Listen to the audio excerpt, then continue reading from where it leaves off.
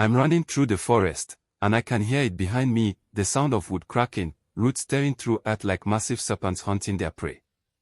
My sister Chidinma screams my name from somewhere in the darkness, but her voice comes from the trees themselves, from every direction at once.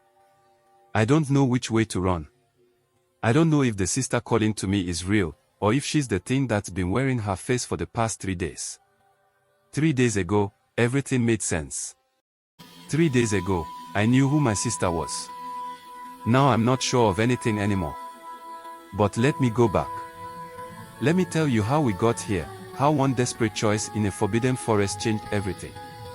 How my sister became something that weeps in the darkness, and how I might be the only one who can save her, or the only one fool enough to try. My name is Obinna, and this is the story of how my sister died and came back wrong. It started with the coffin. I remember lying on my sleeping mat in our small hut, my body burning with fever, coughing so hard I thought my lungs would tear themselves apart. Each breath felt like swallowing broken glass. Our parents died 3 years ago defending Umon's village from raiders, and since then, Chidinma had been everything: mother, father, sister, protector. She was only 19, but she carried the weight of our entire world on her shoulders. "Drink this, Obinna," she said, pressing a clay cup to my lips. Her hands were shaking. I'd never seen my sister's hands shake before. The medicine tasted like bitter roots and desperation. I drank it anyway, but we both knew the truth. I was dying. The village healer, Mama Adis, had tried everything in her considerable knowledge. Nothing worked. The wasting disease had chosen me, and the wasting disease didn't let go.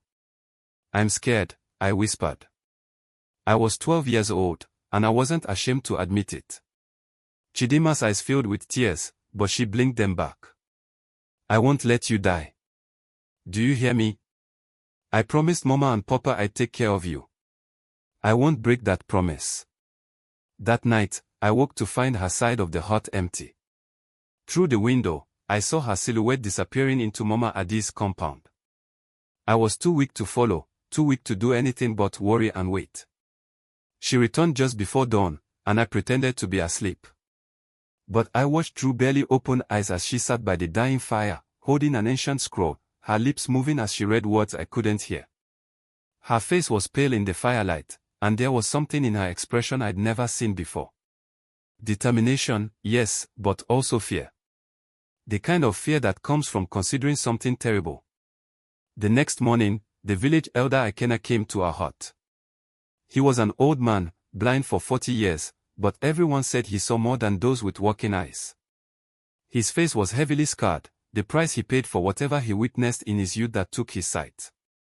"Chidinma," he said, his voice heavy with warning. "I heard you asking Mama Adis about the Ajọ Ọhịa last night. Tell me you're not considering what I think you're considering." "My brother is dying," Chidinma said quietly.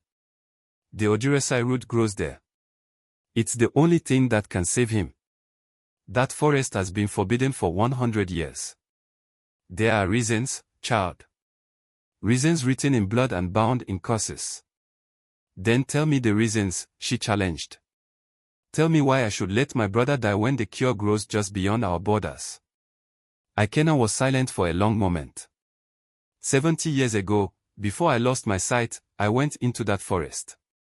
I was young and foolish, like you. I heard something there, a woman crying. I followed the sound and I saw. He paused, his scarred eyelids twitching. I saw things that took my eyes but left my mind intact, so I would remember. So I would warn others. That forest weeps for a reason, Chidinma. Some tears should never be answered. "What did you see?" I asked from my mat, my voice barely a whisper. Ikena turned his blind gaze toward me, and I shivered. I saw a tree with a woman's face, weeping tears of pure darkness. And I heard her voice in my head, promising me everything I desired if I would only free her. I ran. I ran and didn't stop running until I reached the village. The next morning, I woke up blind. The forest took my eyes as payment for refusing its offer. But I'm alive, and my soul is still my own. Can you say the same if you enter that place? Chidinma's jaw tightened. I can't let him die. Then you've already made your choice, Ikenna said sadly. And I cannot stop you. But know this, whatever bargain you make in that forest, the price will be higher than you can imagine. The Ajọ Ọhịa doesn't trade fairly. It takes everything and gives back only suffering. After he left, I tried to speak, tried to tell Chidinma not to go. But another coughing fit seized me, and I tasted blood on my lips. When I finally caught my breath, she was kneeling beside me, wiping the blood from my mouth with a cloth, and I saw her decision in her eyes. Sleep, Obinna, she whispered. When you wake up, you'll be well. I promise. Don't go, I managed to say. Please. I'd rather die than lose you. She kissed my forehead. You won't lose me. You'll never lose me. Those were the last honest words my sister ever spoke to me. I woke in the deepest part of the night to find her gone. Panic gave me strength I shouldn't have had. I stumbled out of the hut, my legs barely supporting me, and saw her figure at the edge of the village, a torch in her hand, facing the dark line of trees in the distance. The Ajọ Ọhịa. The evil forest. I tried to call out, but my voice was too weak. I could only watch as my sister walked into the darkness and disappeared. The night was endless. I sat outside our hut, wrapped in a blanket, staring at the forest line and praying to every ancestor I could name. Bring her back. Please, bring her back. I'd rather die 1,000 times than lose her. The fever raged through me, and at some point, I must have collapsed, because the next thing I remember is Mama Adi's face above me, her expression grim. The boy is fading, she said to someone I couldn't see. We are losing him. No. Chidinma's voice. I'd never been so relieved to hear anything in my life. No, I have it. I have the cure. I forced my eyes open. My sister was there, kneeling beside me, but something was wrong. Her clothes were torn, covered in dirt and what looked like tree sap. There were scratches on her arms, deep ones, still bleeding. But it was her eyes that frightened me. They looked empty. Like she'd left something vital behind in that forest. Chidinma. I whispered. She smiled, but it didn't reach those empty eyes. I'm here, Nwanem. I found the Ojiresai root. You're going to be fine. She pulled out a twisted root from her bag, dark and gnarled, and began preparing it with hands that moved too fast, too efficiently. She muttered words I didn't recognize, not Igbo, not any language I'd ever heard. The medicine she created wasn't the normal brown of herbal remedies. It was dark, almost black, and it seemed to write in the cup as if it were alive. Drink, she commanded, and something in her voice made it impossible to refuse. The medicine hit my throat like liquid fire. I screamed, my back arching off the mat, every nerve in my body exploding with pain. Then, nothing. The pain vanished. The fever broke. My lungs filled with air, clear and sweet. I could breathe. I could breathe. Obinna. Mama Adis gasped. Your color, you're healing. By the ancestors, you're actually healing. I sat up, and for the first time in weeks, I felt strong. The weakness was gone. The disease had released its grip. I was alive. But when I looked at my sister, when I really looked at her, I saw her eyes flash completely black for just a moment. Just one moment. Then they were normal again, brown and warm and familiar. See, she said softly. I told you I wouldn't let you die. I should have been grateful. I should have been celebrating. Instead, a cold dread settled in my stomach, because my sister's shadow on the wall behind her was wrong. It moved a half-second too late, like it was following rather than attached. Word spread through humans like wildfire. Chidinma had cured the incurable. Within days, people began coming to our hut, first a few, then dozens. As in the farmer with her shattered leg that hadn't healed right in 3 years. Elder Dubom whose sight had been failing for a decade. Uchenna with her infant son who wouldn't stop screaming, day and night, driving her to the edge of madness. Chidinma healed them all. Ezin walked without pain for the first time in years. Dubom could see his grandchildren's faces clearly. Uchena's baby fell into peaceful sleep in his mother's arms, silent and calm. The village celebrated. They called Chidinma a miracle worker, blessed by the ancestors. They brought gifts, yams, palm wine, cloth, chickens. Our hut overflowed with offerings. People bowed when she passed. Children sang songs about her healing hands. And with each healing, I watched my sister become less and less herself. She stopped eating. I'd place food before her, and she'd stare at it like she'd forgotten what it was for. She stopped sleeping. I'd wake in the night to find her standing motionless at the window, staring at the forest in the distance. She stopped smiling with anything but her mouth. Her eyes remained dead, distant, focused on something I couldn't see. And the people she healed, they changed too. It was subtle at first. Ezin spent more time in the shadows of her compound, avoiding direct sunlight. Dubom's eyes could see, yes, but they'd taken on a strange reflective quality, like an animal's in firelight. Uchena's baby never cried, never fussed, barely moved.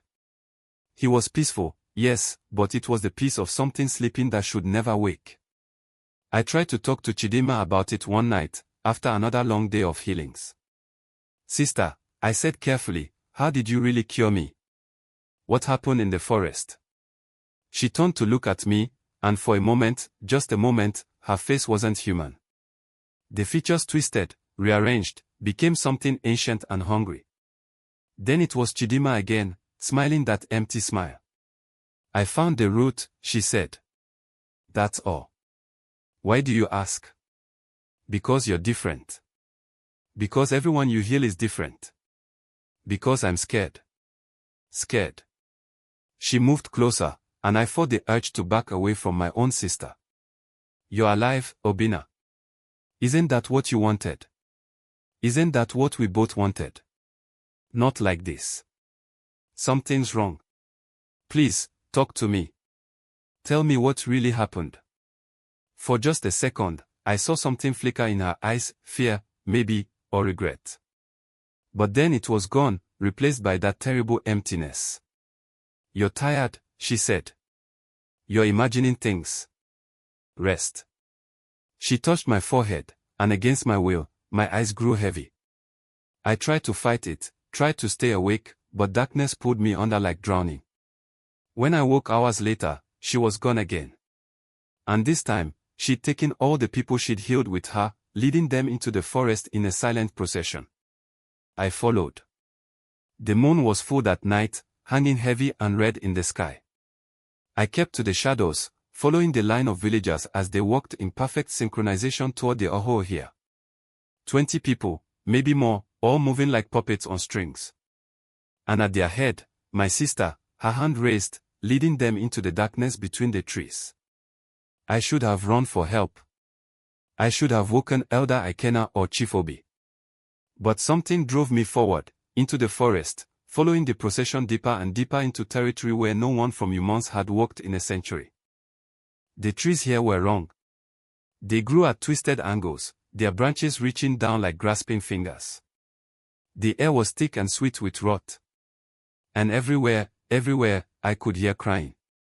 Soft, feminine voices weeping in the darkness, coming from the trees themselves. The procession stopped in a clearing, and I hid behind a massive trunk, peering around to see what would happen next. In the center of the clearing stood the largest tree I'd ever seen, an ancient baobab that must have been there for 1,000 years. Its trunk was wider than our entire hut, its branches spreading out to block the moon. And carved into its back was a woman's face, twisted in eternal agony, tears of black sap flowing from her wooden eyes. Chidinma stepped forward and placed her hands on the tree. When she spoke, her voice was layered, like 10 people speaking at once. Soon, she said to the tree. Soon you'll have new sisters. Soon you'll have company in your weeping. The forest will grow, and with each healed soul, we add another tree to our collection. This village will become part of the forest. Every person a new tree. Every tree a new voice in our chorus. The baobab shuddered, and I swear I heard it sob. Then my sister turned to the villagers behind her.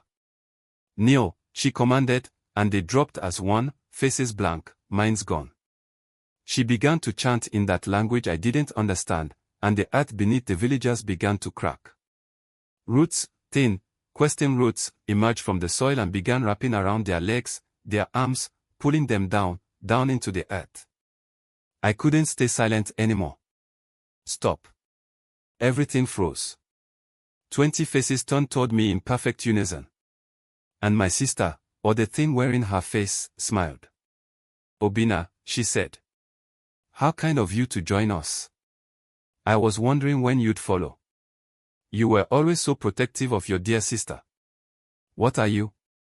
I demanded, stepping into the clearing. My voice shook, but I forced myself to stand tall. Where's Chidinma? What did you do with her? The thing laughed, and the sound made every hair on my body stand up. Your sister. Oh, she's here. She's been here all along. It gestured to the weeping baobab. She's right there, watching everything. Helpless. Suffering. Just as I suffered for 100 years. I looked at the tree, at the face carved in its bark, and with horror I realized the features were changing, shifting, becoming familiar. Becoming my sister's face. No, I whispered. No, that's not possible. Very possible, the thing said. Your sister freed me from that tree, and I took her place. That's the rule of the forest curse. One soul must always weep in the wood. She gave me my freedom, and I gave her eternal suffering. Fair trade, wouldn't you say? I wanted to scream. I wanted to attack it, to tear it apart with my bare hands. But I forced myself to think. Who are you? I am Neka, the thing said, spreading its arms wide. Once the most beautiful woman in humans.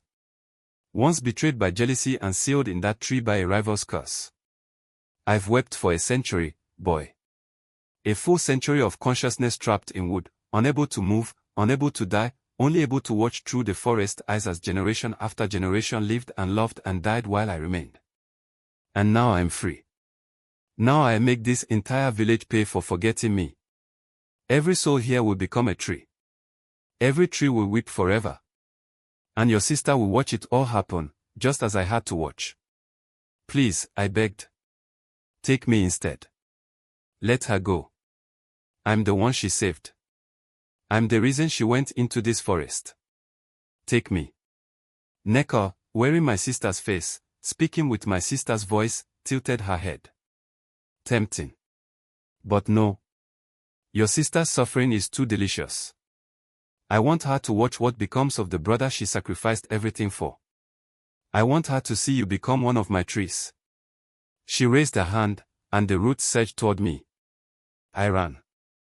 And that's how I ended up here, now, running through this nightmare forest, my sister's voice crying out from every tree, roots chasing me like living things, the full moon above casting everything in blood-red light. I don't know where I'm running. I don't know if there's any escape. But I run anyway, because if I stop, I become part of this forest forever. And then, through the chaos, I hear a different voice. Older. Familiar. Obinna. This way. Elder Ikena stands at the edge of a stream, his blind eyes somehow finding me in the darkness. I don't question it. I run to him, splashing through the water, and the roots stop at the stream's edge, riding but unable to cross. Water blessed by the ancestors, Ikena explains quickly. It can't cross. But we don't have much time. Listen carefully, boy. There's a way to save your sister, but it requires a sacrifice. Anything, I gasp. Tell me. The curse feeds on suffering and hate. It was born from jealousy, from malice. The only thing that can break it is its opposite, a willing sacrifice made from pure love. Someone must enter the tree voluntarily, offering themselves without anger or resentment. The paradox will shatter the curse. I do it, I say immediately. Tell me how. Ikena's hand grips my shoulder. Are you sure? Once you enter, there's no guarantee you'll come back out. The forest might keep you. She's my sister. She saved me. Now I save her. He nods slowly. Then we go back. But we must move quickly. The full moon is at its peak. The curse is strongest now, but that also means it's most vulnerable. We cross the stream together, and I don't understand how a blind old man navigates this nightmare forest so easily until I realize he's not navigating with his eyes. He's following something else, some spiritual path I can't see. The trees seem to lean away from him, the roots part before his feet. We reach the clearing again. The villagers are half buried now, bark beginning to form on their skin. Neka senses us before we fully emerge from the trees. Back so soon, she calls. And you brought the blind fool. Ikena, still meddling after all these years. You should have accepted my offer when you had the chance. I made the right choice, Ikena says calmly. And so will this boy. Neko smile fades. What are you planning? I step forward, my heart hammering. I offer myself. Willingly. In place of my sister. No anger. No hate. Only love. For the first time, Neko looks uncertain. You can't. The curse doesn't work that way. Actually, Ikena says, it does. You never read the full curse, did you? You only knew your part of it. The curse requires suffering, yes, but it has a failsafe. If someone offers themselves out of pure love, the curse consumes itself. Hate cannot hold what love freely gives. No. Neka screams, and her beautiful disguise melts away, revealing something ancient and terrible beneath. I won't go back. I won't. But I'm already moving. I place my hands on the weeping baobab, on the bark that now clearly shows my sister's face, frozen in a silent scream. I look into those wooden eyes and I whisper, I love you, Chidinma. Thank you for saving me. Now let me save you. I speak the words Ikena taught me, ancient words in a language older than Igbo, older than memory. The tree shudders. Cracks appear in its surface. Light, golden, pure light, begins to pour from the cracks. Neko rushes at me, but Ikena is there, his hand raised, and somehow his presence holds her back. The light grows brighter. The tree splits open. And I'm falling into wood and darkness and pain so intense I can't even scream. I feel my body changing, feel bark forming on my skin, feel roots digging into my feet, anchoring me to the earth. This is it. This is the price. But then, something unexpected. The light doesn't fade. It grows stronger. My willing sacrifice, my love without hate, it's like poison to the curse. The darkness can't hold it. Can't contain it. The tree explodes. I'm thrown backward, landing hard on the ground. The villagers gasp as one, the roots releasing them, the bark receding from their skin. They are free. They are human again. And there, lying on the ground where the tree stood, is my sister. Actually my sister. I crawl to her, and when she opens her eyes, they are brown and warm and alive. Obinna, she whispers. Is it really you? It's me, I sob. You're back. You're really back. Neko's scream echoes through the forest as her form disintegrates, unable to exist without the curse to sustain her. She crumbles to ash, and the ash scatters on a wind that smells like freedom. We made it. We actually made it. That was 3 weeks ago. Chidinma recovered slowly, plagued by nightmares of her time in the tree, but she's herself again. The villagers returned to normal, the forest hold on them broken. Chief Obi declared the Ajọ Ọhịa cleansed, though no one dares enter it still. Everything should be perfect. But I've started noticing things. Small things at first. My shadow sometimes moves independently, just for a second. I hear whispering when I'm alone, in a language I shouldn't understand but somehow do. At night, I dream of roots and bark and endless crying. And yesterday, I caught my reflection in still water. For just a moment, my eyes were green, not brown, not the color they've always been. Forest green. Like new leaves. Like growing things. Chidinma hasn't noticed yet. I don't think I'll tell her. She's been through enough. But last night, I woke to find myself standing at the window, staring at the forest. I don't remember walking there. And when I looked down at my feet, there were small roots, thin as hair, growing from my toes into the floorboards. I pulled them out quickly. They came away easily, with barely any pain. But they were there. They were real. Elder Ikena visited this morning. He took one look at me and his face went pale. The forest, he said quietly. It kept a piece of you, didn't it? I didn't answer. I didn't need to. We need to talk, he said. There's something I didn't tell you about the curse. Something about what happens to those who break it. Tell me. He shook his head. Not here. Meet me tonight, after the village sleeps. At the edge of the forest. There's still time, Obinna. Still time to stop what's beginning. What's beginning? I demanded. What's happening to me? But he was already walking away, his blind eyes somehow sad, somehow knowing. So now I wait for nightfall. I wait for answers. But I'm terrified of what those answers might be. Because this morning, when I looked at my arm, I saw it, a thin line of bark, barely visible, running from my wrist to my elbow. Growing. The forest gave Chidinma back. But I don't think it did it for free. I think it took something in exchange. I think it took me. And the worst part. Sometimes, late at night, I hear the trees whispering. And I understand them. They are calling me home. Back to the forest. Back to the soil and the roots and the endless growing. I saved my sister. But I don't know if I saved myself. If you're watching this, if you're hearing this story, learn from my mistake. Some bargains can never truly be broken. Some prices are paid in installments. The forest took my sister for a time, but it was always planning to take me forever. Tonight, I meet Elder Ikena. Tonight, I learn the truth. But I have a feeling, a terrible, certain feeling, that by tomorrow, I won't be telling this story anymore.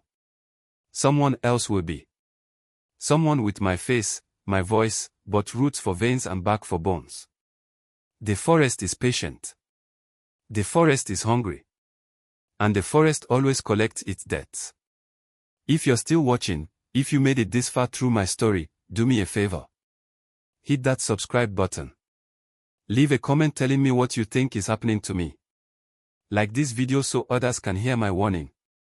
Because if I'm right about tonight, this might be the last true thing I ever say. The trees are calling. And this time, I don't think I can refuse.